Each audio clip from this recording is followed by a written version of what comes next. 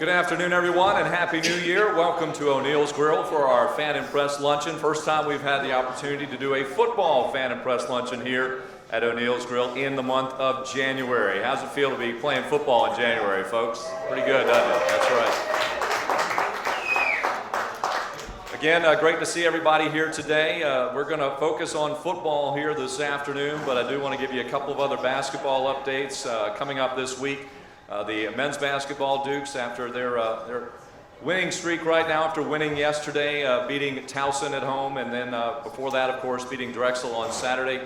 They'll head up on the road. They'll face Hofstra on Thursday in Hempstead, New York, and then on to Northeastern to battle Northeastern's Huskies, one of the other 2-0 teams in the league. That is on Saturday at 6:30. The JMU women off to a good start on their route to hopefully another CAA title. They've won their last 3. And they will face at home the Hofstra Pride on Friday night, 7 o'clock at the JMU Convocation Center. Of course, this coming Saturday, the JMU football Dukes going for the program's second national title, battling the Youngstown State Penguins. That is a noon start time Eastern, 11 Central, there at Toyota Stadium in Frisco, Texas. And of course, coverage on the JMU Sprint Broadcast Network will begin at 11 a.m. Eastern. And that is with Dave Thomas and yours truly on the JMU Sprint Broadcast Network. That can also be heard through Matazone HD Sportsnet, the TuneIn app as well as WSVA Online. Today we will have a couple from the football grouping, we'll say. First of all, we're going to start with a young man who is second all-time on the JMU yards rushing list, and he comes into this weekend's game ranked number 2 in the country with 1,708 rushing yards. He leads the country with his 20 rushing touchdowns and leads the country with 23 overall touchdowns, and he is among other national leaders statistically as well as in the JMU record books. Hopefully you've had a chance to learn a little bit more about him through our feature about his life, as we're delighted to have him as a member of the JMU Nation, and of course I know Coach Houston delighted to have him in the backfield as he'll carry the football for us many times this weekend as well. May catch a few passes here and there too, we'll see. So we're going to have and bring up, first of all, Khalid Abdullah, a senior running back for the Dukes, and then after Khalid, we'll have the head coach, Mike Houston, here with you. So thank you for joining us here on Facebook Live and here at O'Neill's Grill. And we're going to welcome in Khalid Abdullah. Khalid, the podium's yours, sir.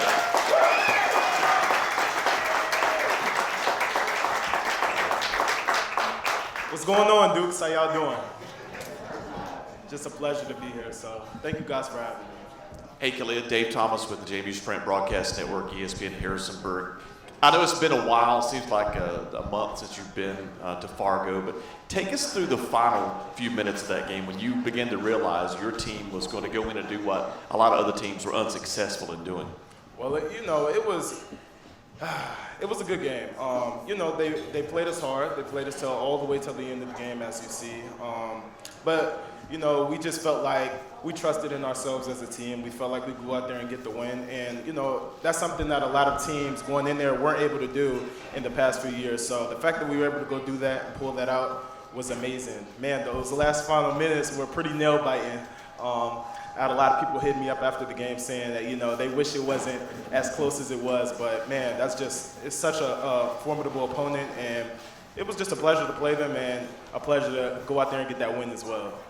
Tommy Keeler, Northern Virginia Daily. Khalid, just talk a little bit about the last couple of weeks. What's it been like for you guys, especially this last week? Obviously, you've been practicing, but what have you guys been doing kind of outside of practice? Just trying to relieve the anxiousness. You want to go out there, you want to play. I mean, I know a lot of guys can speak for me when I say this. I wish we could have played last weekend, but it's scheduled when it's scheduled for a reason. So when we go out there, we just need to execute, make sure that we're hitting on all cylinders. But this past week has been amazing. Being able to prepare. It's 2 more college football games left in the season of college football. So it's just amazing that we're one of those last 2 teams left to play, and we're gonna try to go out there and get the win. Greg Medea, Daily News Record. How have you been able to stay so consistent all year long from start to finish, especially considering Carden got hurt and you had to even carry a little more of a load? Just staying in the training room, trying to make sure that I'm healthy. Also, just spending a lot of time looking at film, going over some things with my coaches and the rest of the coaching staff as far as just making sure that I'm able to go out there and play to a T every single time I get on the field. But it's been very difficult. We played against a lot of formidable opponents, so the fact that I've been able to be so consistent is definitely surprising for myself, but it's just a testament to my faith in my teammates and the ability to go out there and just be able to do what the coaches are asking us to do and be able to do our jobs and perform them effectively. Khalid, if you will, talk about your relationship with Coach Sims, your running backs coach. Man, Coach Sims is the man. He does everything for us. He's so knowledgeable at the position. He played the position, so it just goes to show he can put himself in your shoes and basically think like he's a running back. So that's something that a lot of position coaches aren't able to do. A lot of position coaches coach different positions where that they didn't play. So the fact that he has played the position goes a lot into what he's teaching us, and it allows us to be able to listen to him and basically just be sponges. And when we're in the meeting rooms, just soak up all the information that he's given us and just try to go out there each and every day and perform and get better. Sean Robertson, CBS affiliate in Richmond. Just your guys' mentality for the last couple of games, playing as an underdog, playing against the world, so to speak, and now being in this situation where, again, you may not be considered, quote, the favorite. How you guys are handling that mentally? Well, who doesn't like being the underdog? You want to go out there and you want to make it exciting. So the fact that, we may be considered the underdog is definitely, it's a testament to how tough the conference is and how tough college football is in itself. I mean, it's hard to go out there and be considered the top dog every single time you step on the field. You're going to play some good teams, but it's just about the fact that it's not about them. It's more so about what you do and how you execute as a team. So us being the underdog, I don't think it really matters to us more so per se, but it does give us that chip on our shoulder and just gives us the energy and the fire to go out there and perform and show everybody why we should be considered the favorite. David DeGuzman, TV3 in Harrisonburg. You and I have talked about how this team sticks to the routine, and that's been one of the keys to the success. Obviously, National Championship Week is a little different. How do you plan on balancing taking in the special moments of playing in a national championship game and all that preparation, but also sticking to our routine? Not making it bigger than what it is. It is a national championship. I've never been there before, so it's definitely something that I'm experiencing. It's exciting for me. But at the same time, as a team, we have to find that midline and be able to play on the edge and be able to, as we're traveling, just be on the edge. You're going to have some excitement. You're going to have some anxiousness. But at the end of the day, you got to realize why you're there. It's a business trip. So that's just how we need to treat it. We need to go out there and make sure that we're focused on the right things, that we do soak up the moments, because it'll be something that we'll remember for a long time. But if we get the win, I think that's something that we'll remember even more. Can you talk a little about the offensive line and how big a role they've kind of played for you guys this year on offense, even with having some injuries and things like that? Well, they're amazing. I wouldn't be where I am as far as a consistent basis without the offensive line. They go out there, they hit those bags every day. They do something that is very special, and their bond. I play running back. I'm in a different position group. But from the outside looking in, just their bond, man, they're so good, such good people. And I think that's what brings them together and allows them to have that cohesiveness that you see every single day on the field. What have you seen in Youngstown State's defensive front, especially, I guess, their defensive line and linebackers? Physical defense. Physical defense. I would compare them to North Dakota State. They're going to be where they're supposed to be. It's going to be a lot of times where we're going to be one-on-one with guys. We're going to have to make plays. But at the end of the day, like I said, it's definitely going to be a formidable opponent. But if we continue to go out there and we have practice today, like I said, after I do this, I got to go to practice. So I just need to go out there and make sure I'm getting better and I'm doing the things so that once I do step on the field with Youngstown State, I'll be at my best and our team will be as well. How have you guys been able to still succeed in the run game, I guess, while playing some of these tough opponents? North Dakota State had a good defensive front, as you said. Youngstown State has a good defensive front. How have you guys still run the ball well, considering the opponent on the other side? Because I think that the run game is more so, it has some mental, it has a lot of mental that goes with it as well. A lot of people think that the run game is just physicality, getting off the ball, and just moving guys off the ball. But you have to have the mentality to go out there and know that although teams are going to try to stop you from doing that, you still have to do it. A lot of teams try to get away from that. But I think the fact that we go right at people just gives us a better shot to go out there and win games. Khalid, we talked about this a couple of times, but I'm not sure everyone's heard it. You run with patience. You never get frustrated. Just kind of explain the process as a game goes along, knowing that teams are keying to shut you down. Man, it's difficult to begin with, but you just can't get frustrated with yourself. I like to think famine, feast. And when I say famine, feast, I mean that as when you're running the ball as a ball carrier, you're gonna you're gonna starve. You're gonna want those yards for a long time. But at the end of the day, you know, if you keep going, you keep pushing, you continue to stay patient and read your running lanes, you'll feast. When those running lanes are open, then you'll hit a big one. So that's just like how I like to think about it going into the games. Famine, feast. Khalid fan Eric McCann on Facebook wants to know, is there a play that's called that really gets you jacked up? You know, get ready to, you know, this one's going to be a big one for you. Is there anything particular? If it was one, I couldn't disclose it. You know, we got we got a big game coming They don't up. have to know that. But it's definitely a couple plays in the playbook that when Coach Sims and Coach Houston call them and Coach K, they call those plays that I definitely get pumped up about them. I know I'm going to get the ball in my hands. Being a senior, does it kind of hit you that this is your last game and to kind of get you motivated and pumped up? You want the honest answer? Nah, but really not yet. You know, I just got my head down. I'm just grinding, man. I'm just trying to continue the season and finish it out with the bang, you know. You play this game for a reason, and we're in the position to do all the things that we want to do, accomplish the goals, all the goals that we want to accomplish at the beginning of the season. So I got my head down right now.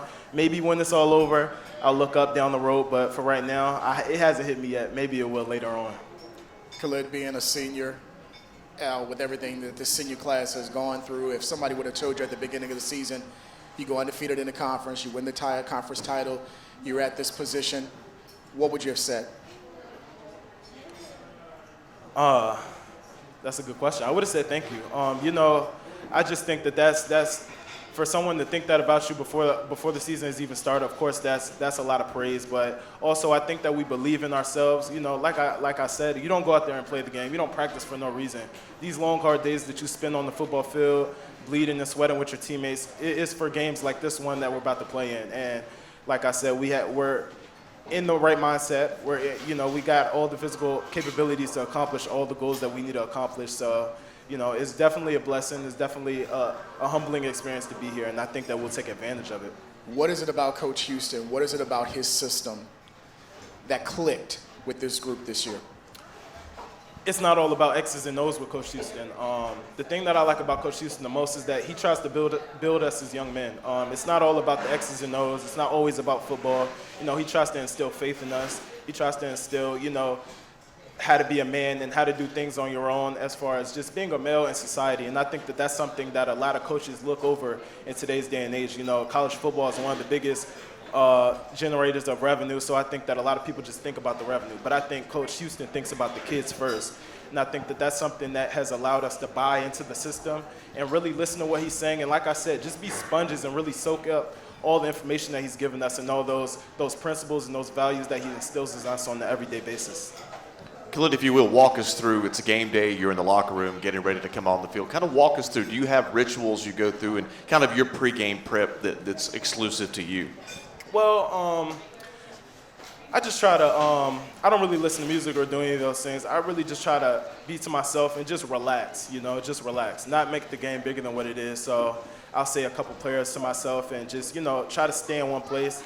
Not be on my legs, because I know once the game gets started, I'll be on my legs a little bit more. So I just try to stay off my legs, just, you know, get some prayers in, really, you know, fellowship with my teammates, and just make sure that we're connecting on the basis before we go out there on the field, because that's when we're going to need to connect the most.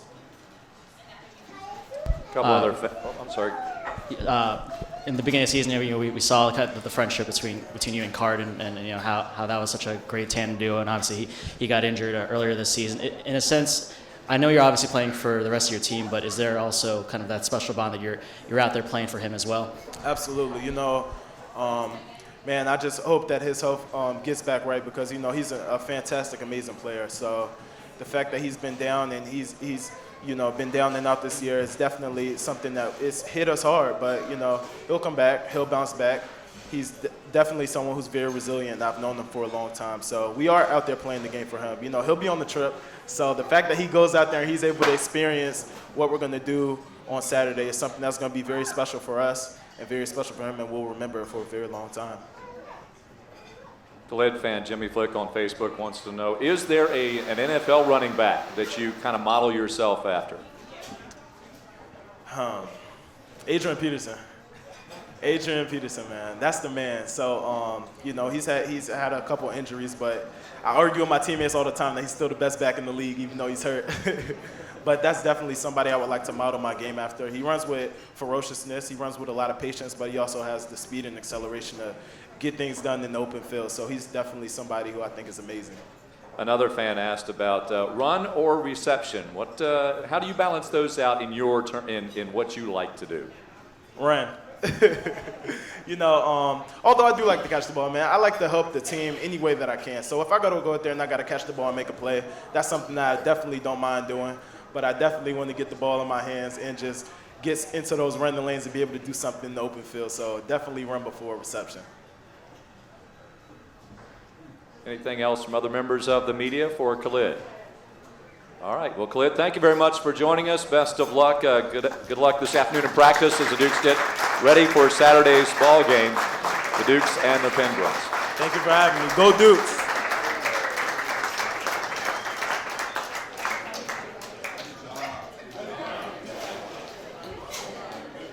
Khalid, you picked up many more fans on Facebook while you were up there, buddy. Let's bring in the Dukes head football coach, Mike Houston. Ladies and gentlemen, Coach Houston.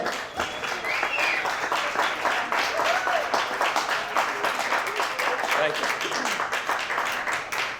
Well, I think we've all watched Khalid run all year long and seen what a dynamic player he is. But I think now everybody understands what a dynamic person he is. And I'm probably more proud of him for the kind of young man he is than for the kind of player he is. And certainly I think everybody gets a feel for that just listening to him up here right then. So certainly this is an exciting time right now for our program. The kids have been practicing for almost a week now in preparation for our trip to Frisco to face Youngstown State. It's been a really, really good week. We've seen steady improvement as the time has went on.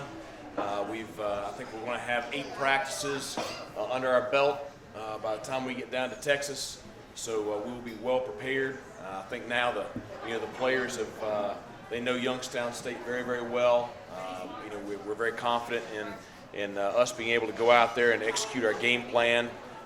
We know that we are going to meet probably our greatest challenge of the year, probably our most complete opponent of the year, an opponent that really went toe-to-toe with a very talented West Virginia team, comes out of if the CAA is not the best conference in the country, then certainly the Missouri Valley is. And so you have teams from the 2 top conferences, hands down in the nation. So certainly Youngstown State is battle tested. This should make for a really exciting and really a great national championship game for the FCS division. And we are very honored that we are going to be there as a part of it. Over this past week, I think our players have really come to understand that this is a big stage game. National media, national broadcast, but at the same time, this is the next football game, and that's really what we've been trying to instill in them. That this is the next game. It's the biggest game of the year because it's the next one. It's also the last one, so there's some finality to it. But I'm really pleased with where the players are right now mentally. The way we've been practicing, I expect us here in the next 2 hours to go out and have a very good final padded practice before we head down to Texas, and we plan on leaving out about midday tomorrow to fly down. So questions about the game coming up?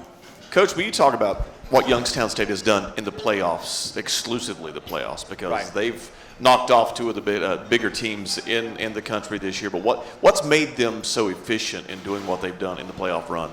Certainly they've had a tough road. We've had a tough road to get there. They've had a tough road to get there, which I think really, speaks to tournament play.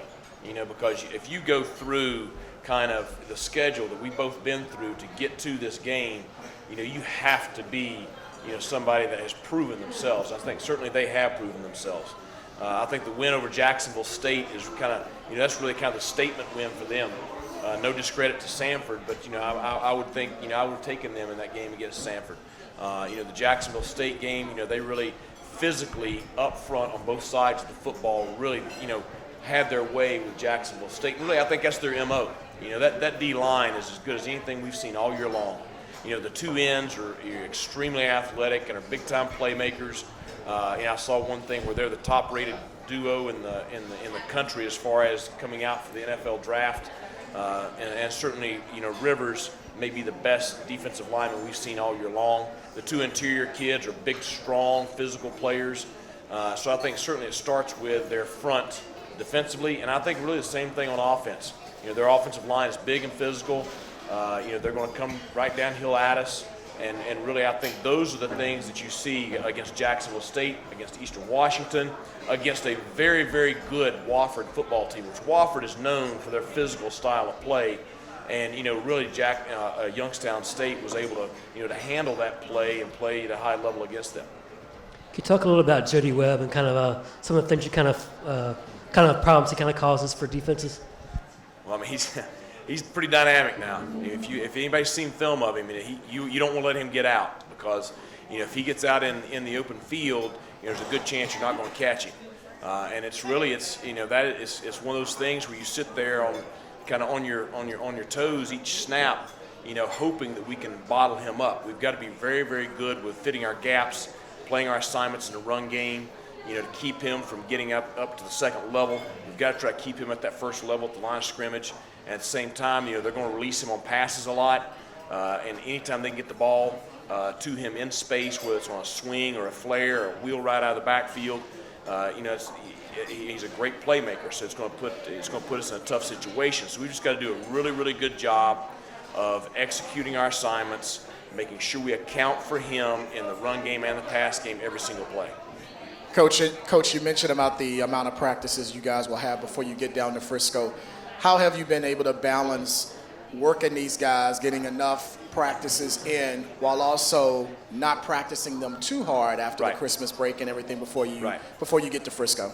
Well, I think the big thing we focused on was, after the layoff, we felt like we had to go pretty hard there last week, to get the rust off, to get us back in shape, to get used to the contact again. So we went pretty hard at it last Wednesday, Thursday, Friday, Saturday.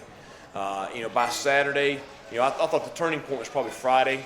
Had a very physical practice and a very sharp practice, followed up with a really solid practice on Saturday. We took the day off from practice on Sunday, had meetings, got a lift in, went to the movies, so had a celebrate New Year's a little bit different than most people, but that was our day.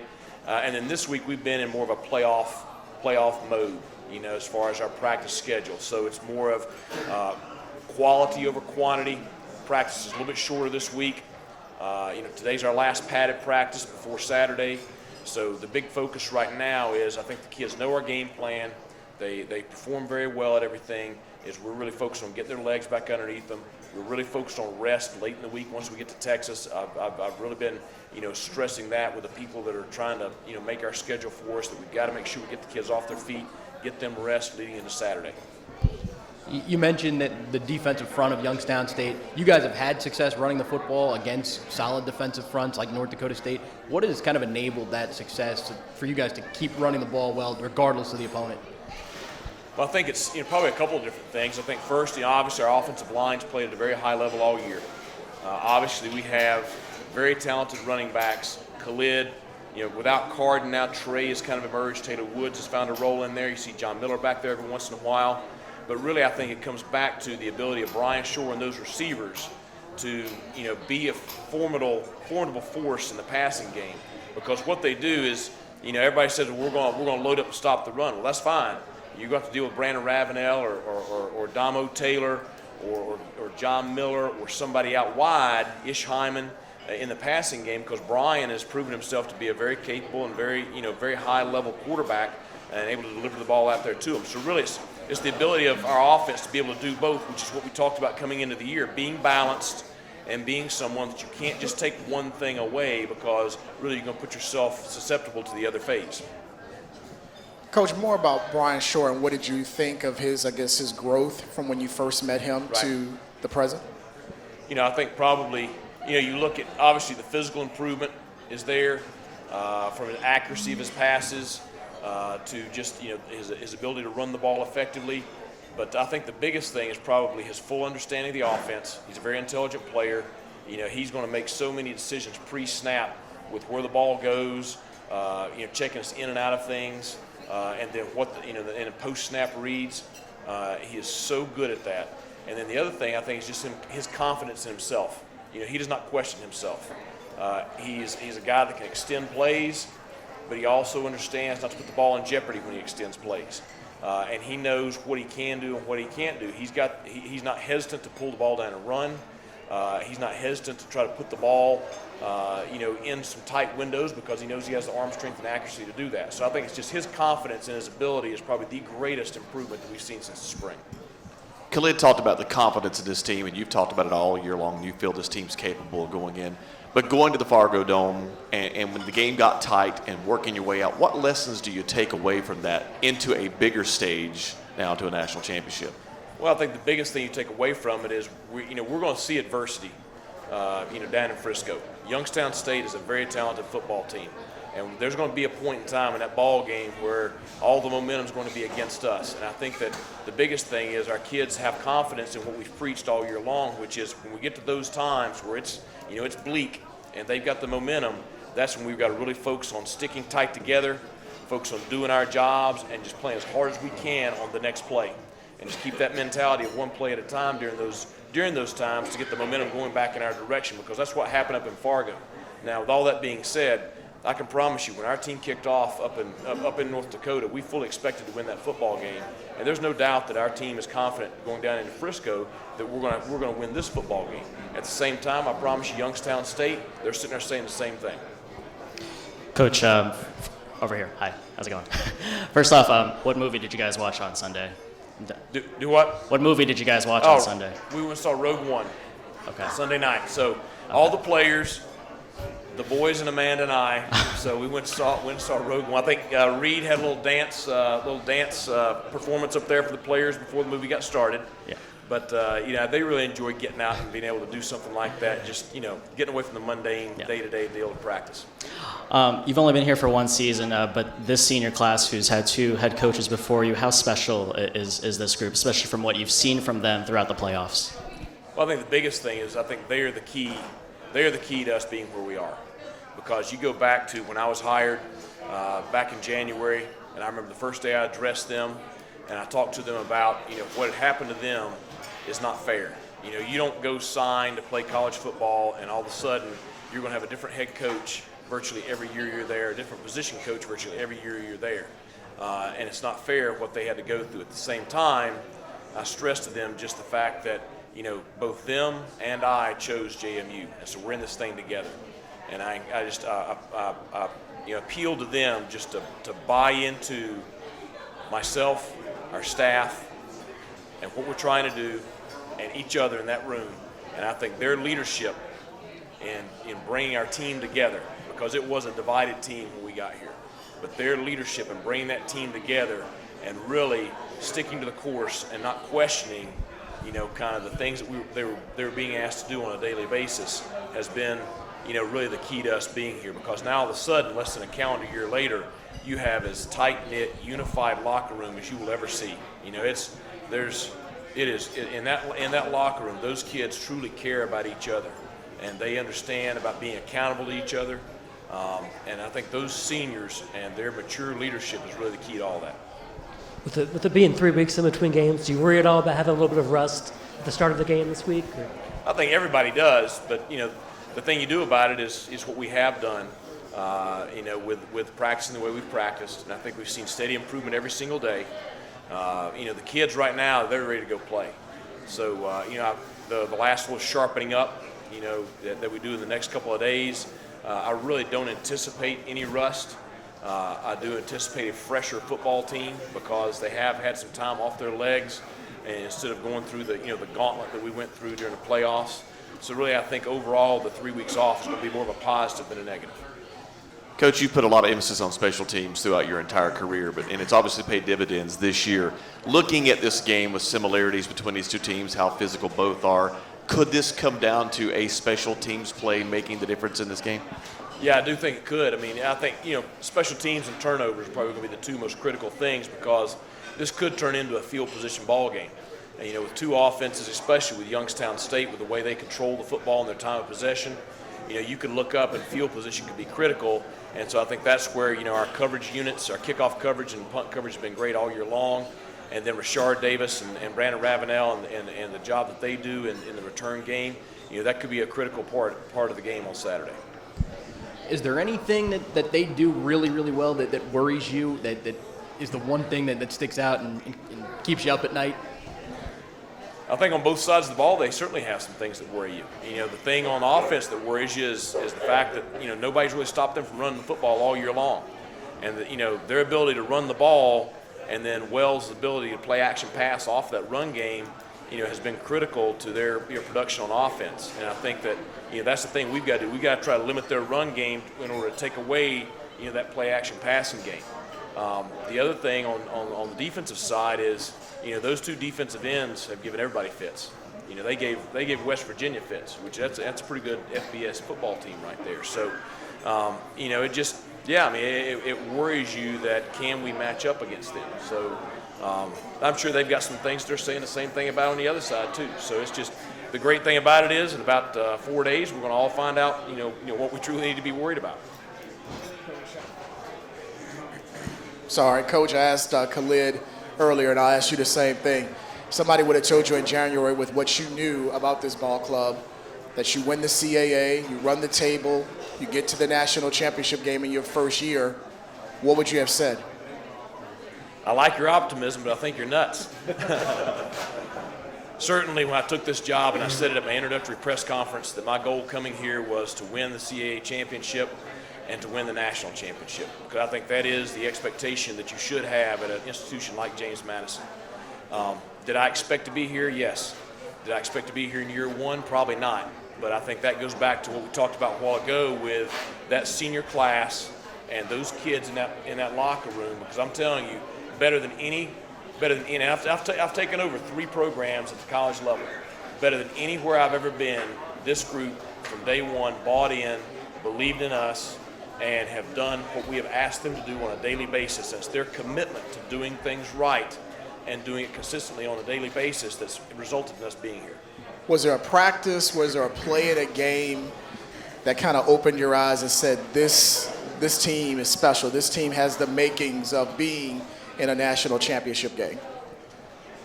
I think scoring 80 points in our first game was a little bit of wasn't quite expecting that, but probably the Richmond game, because you knew Richmond was a national contender, and you knew by that point in time we were pretty good, but to go down there and get that win and to win it the way we did at the end, certainly at that point you felt like hey, there's a good shot we're going to win the CAA.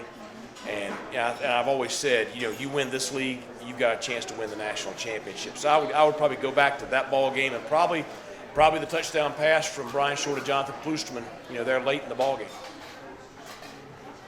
A couple of other questions from Facebook, and we'll wrap it up here today, Coach. First of all, this game is going to kick off obviously at noon Eastern time, but 11 a.m. Central. And so Pat Roberts wants to know your thoughts on playing that early in the morning.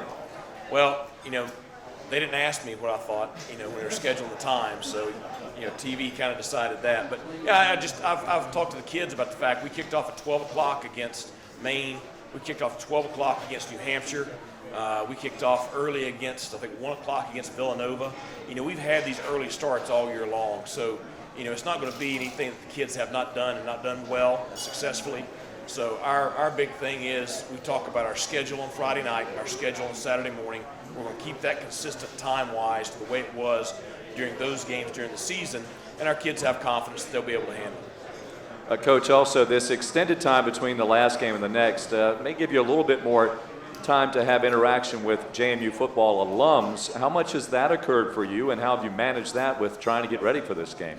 Well, I think that we're fortunate to have a lot of people that are enthusiastic about our football program here at James Madison.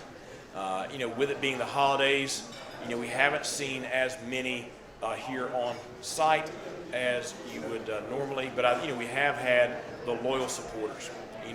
We've had our guys that are always behind us. They've been the ones that have been there at practice, and the kids know those alumni. They know those fans. They know who they are. And so it's been great to be able to spend a little bit more time with them. Certainly, I think that the outpouring of support on social media from our alumni all across the country has been a little bit overwhelming. And so with a little bit more time, we have been able to observe a little bit more of that. So that's been good. One last question or one last comment I'd like for you to make, Coach. And you've talked about a lot of support groups throughout the years. This is a very vocal support group led by the very vocal Carmen Word, who is the mother of Taylor Reynolds. And she wants you to give a little shout out to the football moms, if you would, and their support of her players, but their players, because after all, without them, you wouldn't have them. Well, there's no doubt. And, I promise you, anybody knows from recruiting, if I'm recruiting a high school kid, the one person I better establish a relationship with is mom. So, certainly and it goes back to Khalid. When I see Khalid, I think about the first time I met his mom outside of the APC last spring during spring practice. And just, those moms are the biggest fans these kids have. That's their baby boy out there doing these things. And so, you come off the field after a great performance. I saw Taylor's mom up in the Fargo Dome. I come off the field. She's one of the first ones I see, and she's going crazy.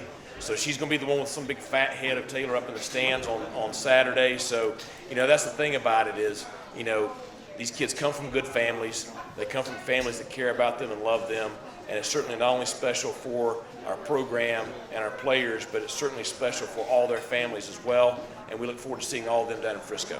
And I think the Fargo Dome is no place of competition for Carmen, because I could hear her over the rest of it. Oh, there's no doubt. There is no doubt. Every place we go. So, Coach, congratulations thus far. Best of luck. The Dukes and the Penguins this Saturday for the national championship. Look forward to seeing everybody in Frisco. Go Dukes!